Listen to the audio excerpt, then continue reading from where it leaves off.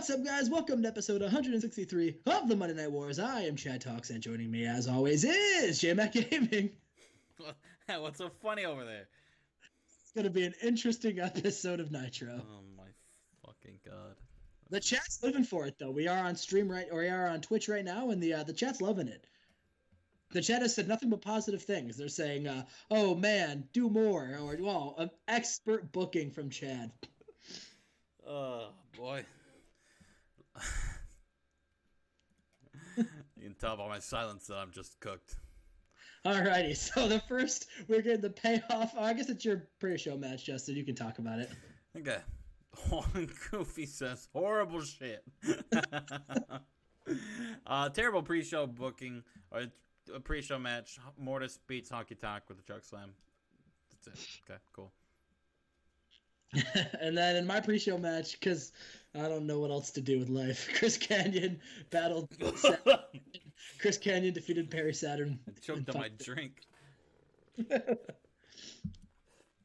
So planned out, I know. I have months ahead of me, and Chad's booking it right now. Listen, it's no secret that that's what we do here. So, Sting went to the back, and he tried to pull strings to get the Dudley Boys the rematch. He did.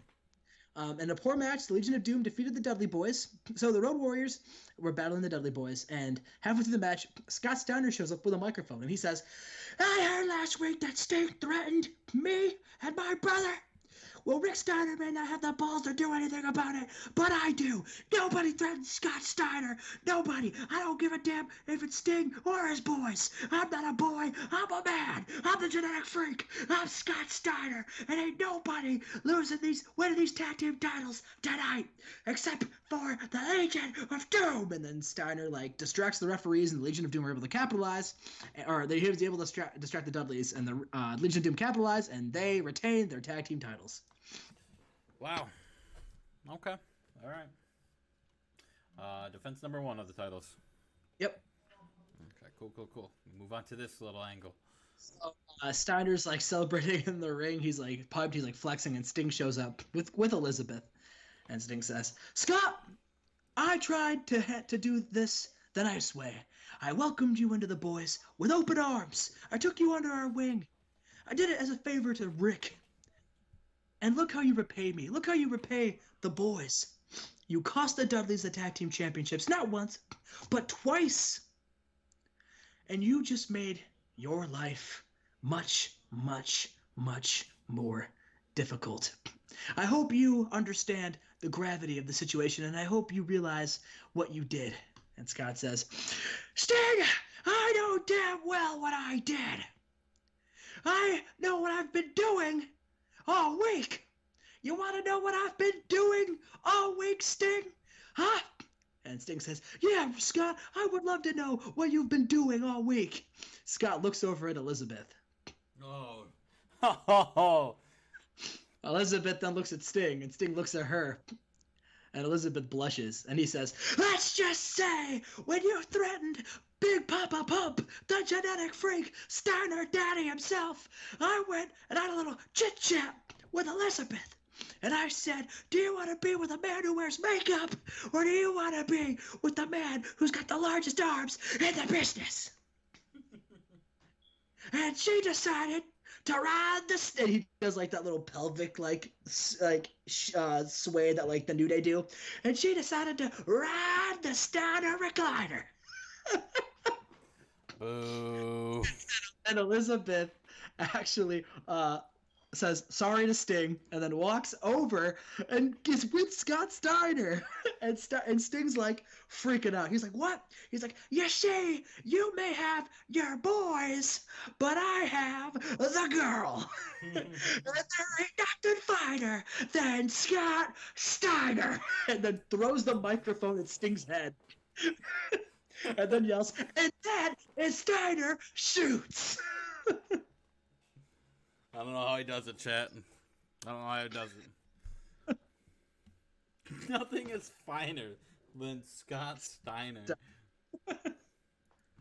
Let's move on to this 69, nice match. So we show the video last week of Diamond Dallas Page giving the Diamond Cutter on Tommy Dreamer as Tommy Dreamer welcomed him to join him and take under his wing.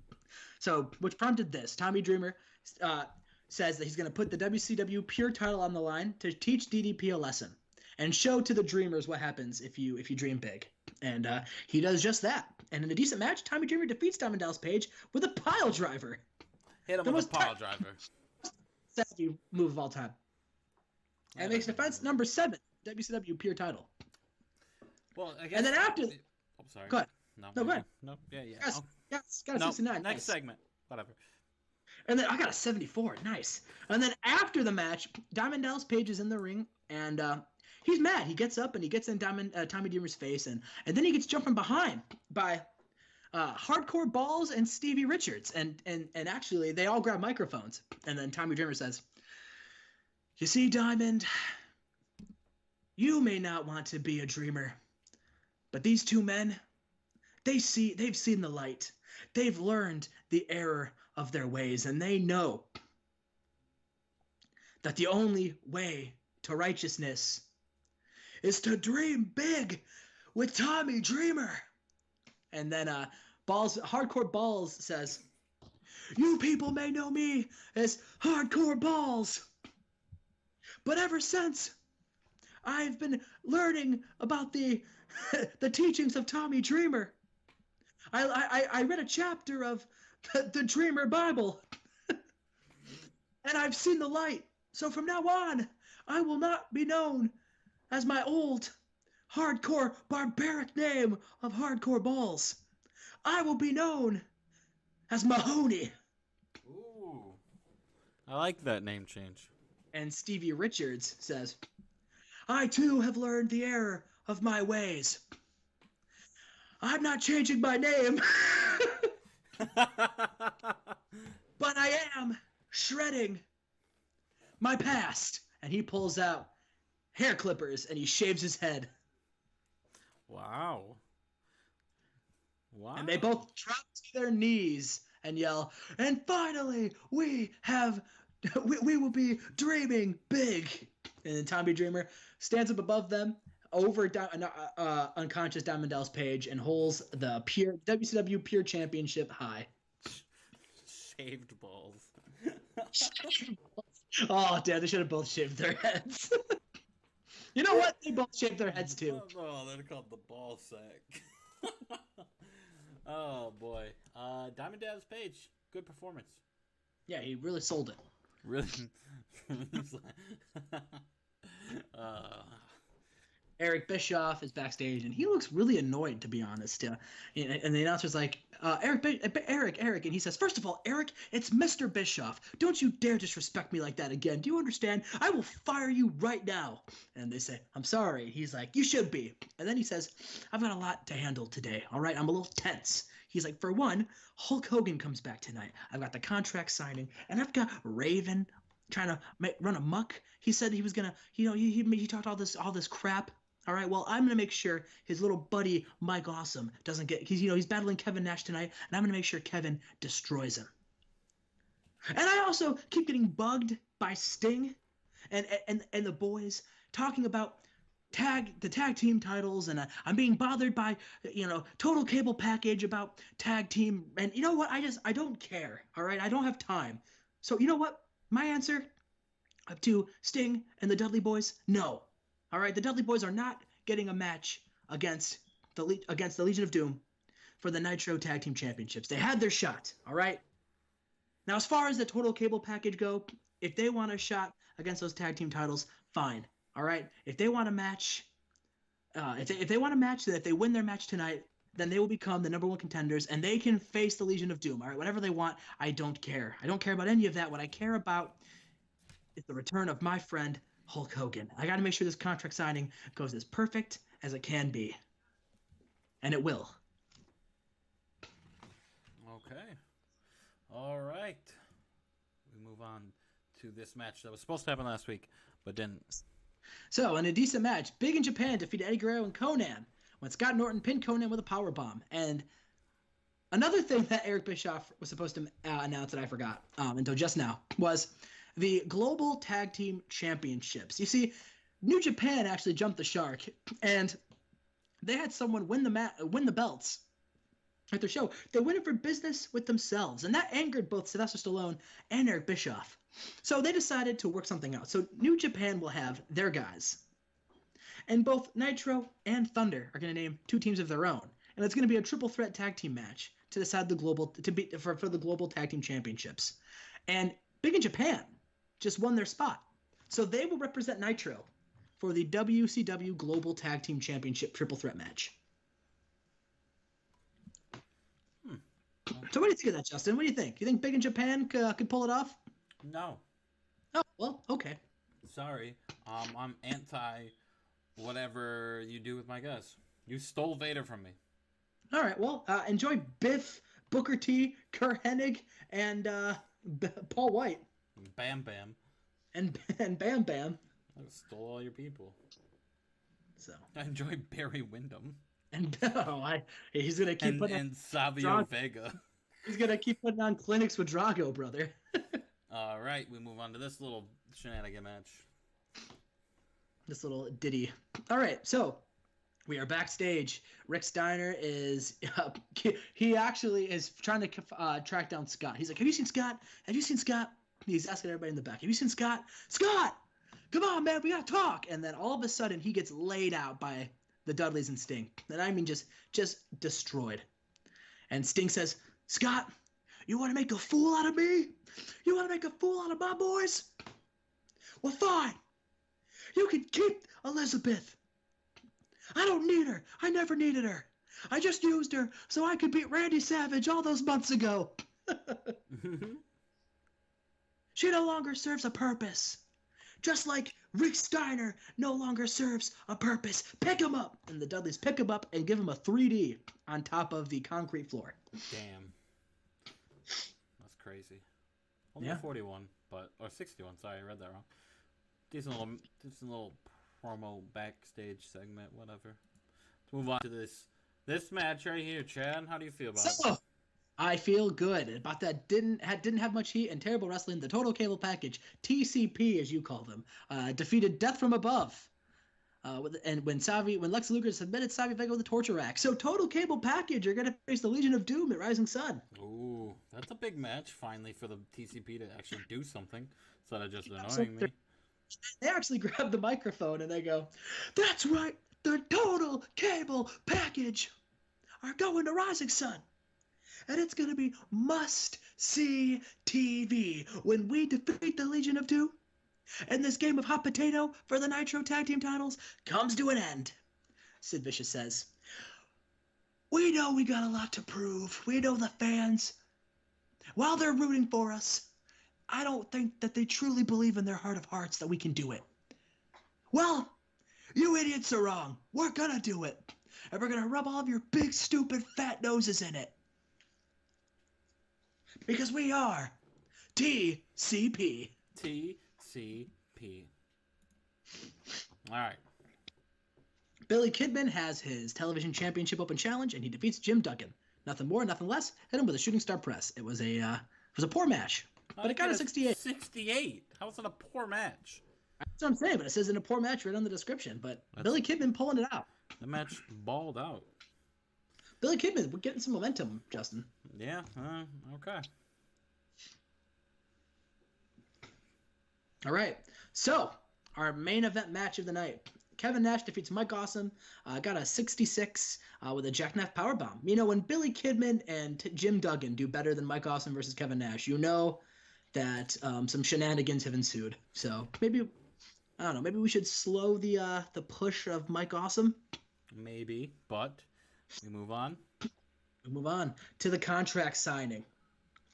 So, Raven comes down to the ring with his World Heavyweight Championship. Eric Bischoff says, "Ladies and gentlemen, welcome to the Rising Sun World Heavyweight Championship contract signing. To my right, we have the WCW World Heavyweight Champion, the man who I allowed to wrestle Sting, and I'm slowly realizing that it was probably the worst decision I've made in a very long time. Because ever since I did, he's been a thorn in my side, and just a disrespectful prick. And furthermore, and Raven just takes the microphone from Eric Bischoff and says, I'm done with this bullshit, Eric. All right? Hulk, get your ass out here. All right? Come face me. Let's sign this paper so we can get on with it. I got some things I need to say to you. And Hulk Hogan's music doesn't hit. And Raven's like, Hulk, what's wrong? Did you sign up to come back after all? And then Kevin Nash and Scott Hall come out. And they go, and Scott Hall goes, hey, yo, the Hulkster is here. In fact, he's right around the corner. But he's not going to come out because you told him to come out. You see, he's the Hulkster. He's going to come out because he wants to come out. And Nash says, and he's going to come out in the only way he knows how. With style. And then all of a sudden, Kevin Nash says, so ladies and gentlemen, the moment we've all been waiting for. A moment months in the making. We introduce to you a man, some refer to as immortal.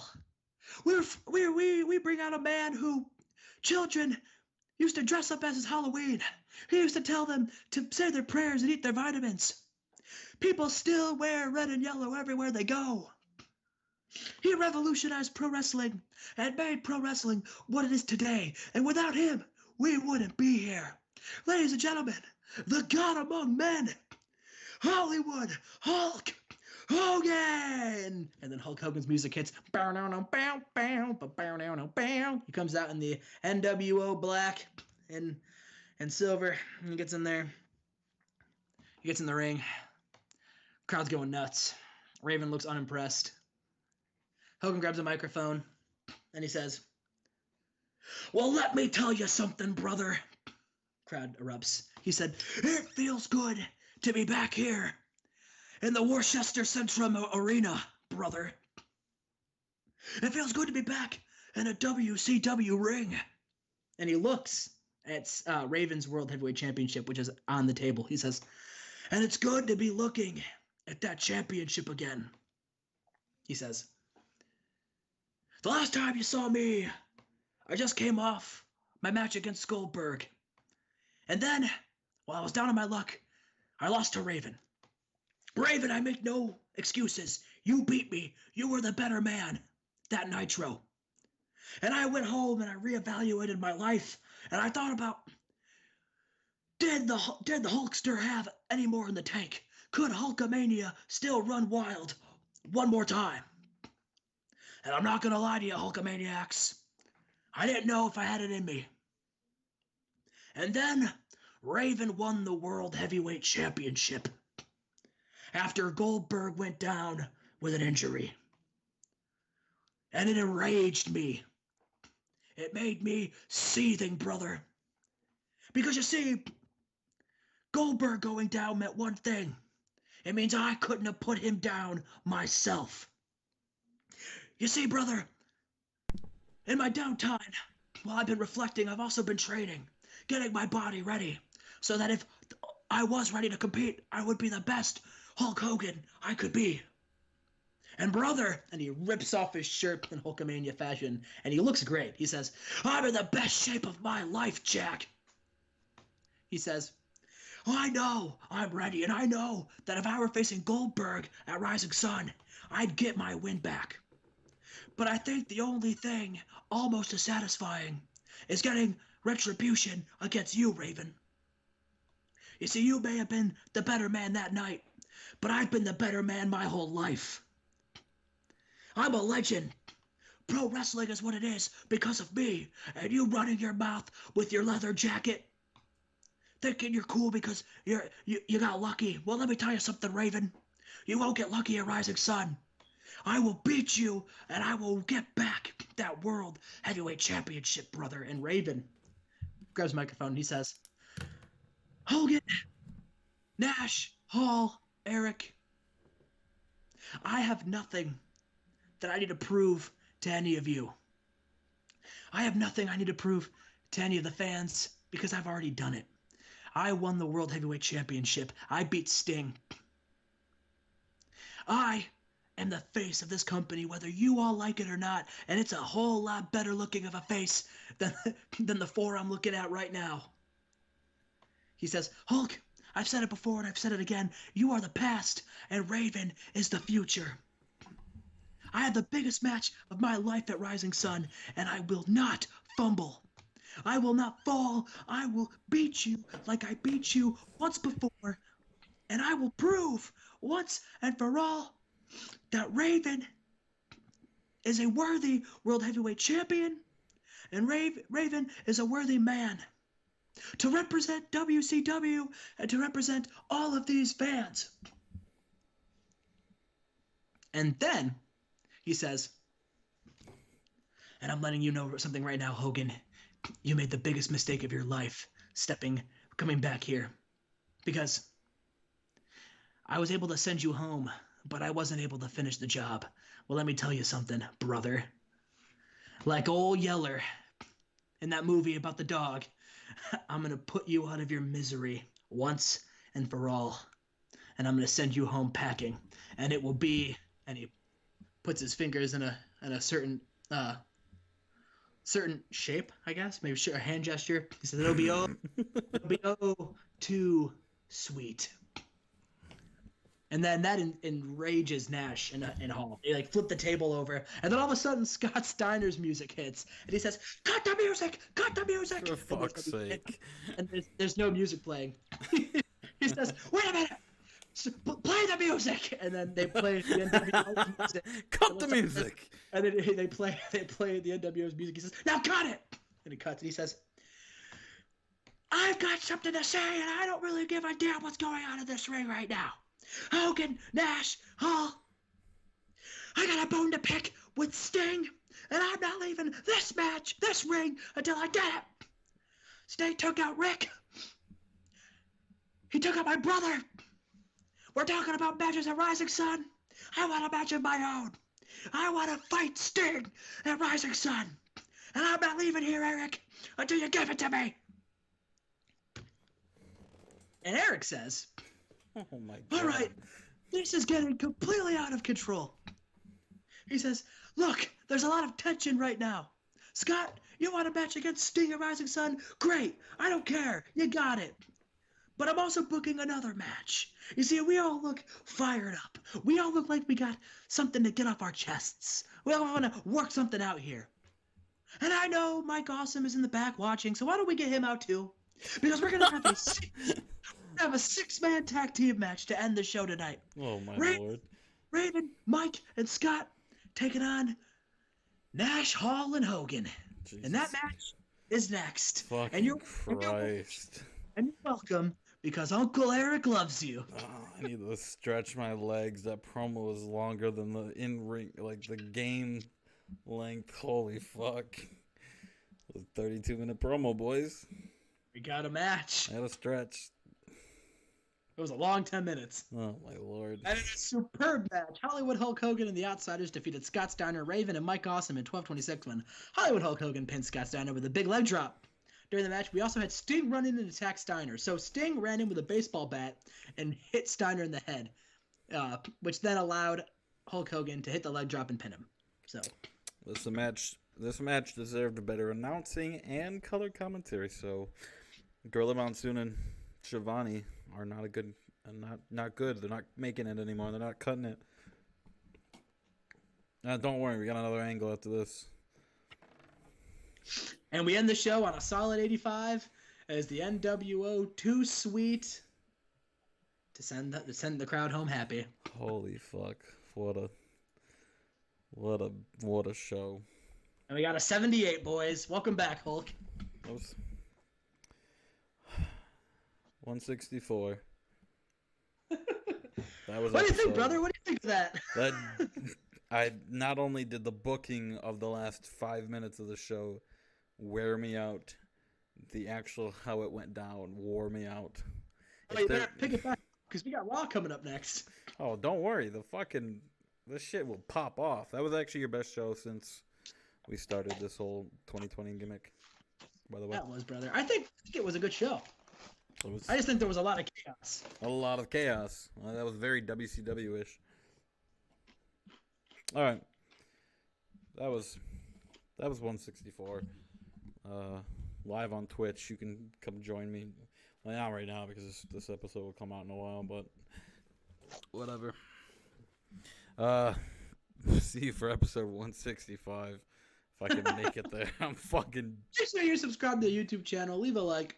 Subscribe. Follow me on Twitter at Chad Talks or ChadingTatum1. I got two. And follow Justin. Follow me at Cody Rhodes, and we'll see you there.